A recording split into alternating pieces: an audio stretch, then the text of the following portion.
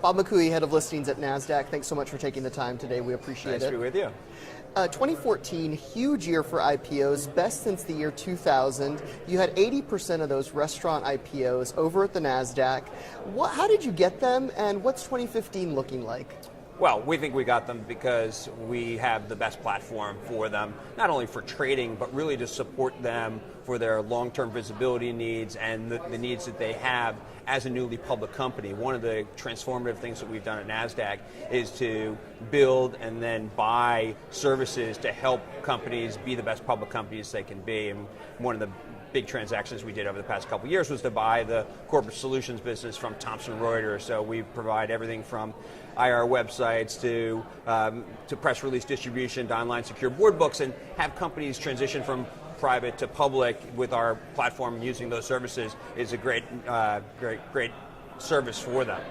So what's the 2015 pipeline look like? 2015 looks very, very strong. It's great to be here. We're going to, on Wednesday, they'll have their private day here at ICR, so we'll hear about some of the consumer retail companies that will be gearing up for 2015 and beyond. But it was interesting because last night I was with the CEO of Habit Burger, and I saw him here at the ICR conference, not here and not in Miami where they used to have it, but in Dana Point 5 years ago he presented. So the pipeline for near and longer term listings that come out of this conference is pretty spectacular. And from what we've seen in terms of our applications already thus far this year and rolling over from last year, the pipeline continues to be very, very strong for 15. We'll be talking to the Habit Burger CEO tomorrow, but one IPO that you didn't get, Shake Shack. We didn't get so far. Yeah, they haven't listed yet, so a lot of things can happen between here and there. So they have publicly filed to list on our competitor. We won 61% of the IPOs last year. We had 189 IPOs come to us. We're not going to win every single one of them.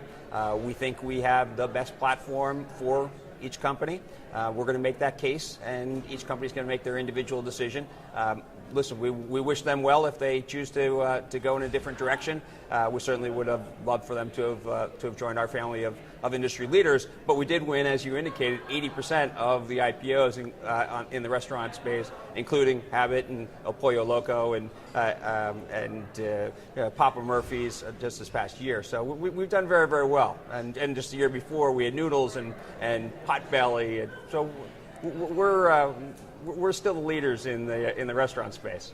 Apart from the consumer brands, are there any other sectors that we should be looking out for in 2015 that'll be big over at Nasdaq in terms of IPOs? Sure. Well, technology will continue to be very, very strong, as will healthcare. We've already seen some transactions this morning in the biotech area, companies that have gone public in the past few years and are getting bought by some of the large pharma companies. The receptivity of the market to biotech IPOs and healthcare IPOs in general continues to be very strong. Of those 189 IPOs, a little over 100 of them were in healthcare and biotech. So it was our strongest sector. We think that will continue, and then technology will continue to be strong, both in devices, enterprise, social, and some media companies, that crosses over into technology. Exciting year ahead, it sounds like. We're thinking that 2015 is going to be as exciting, if not more exciting, than 2014 was. Bob, thanks for taking the time. We appreciate it. It's always great to be with you.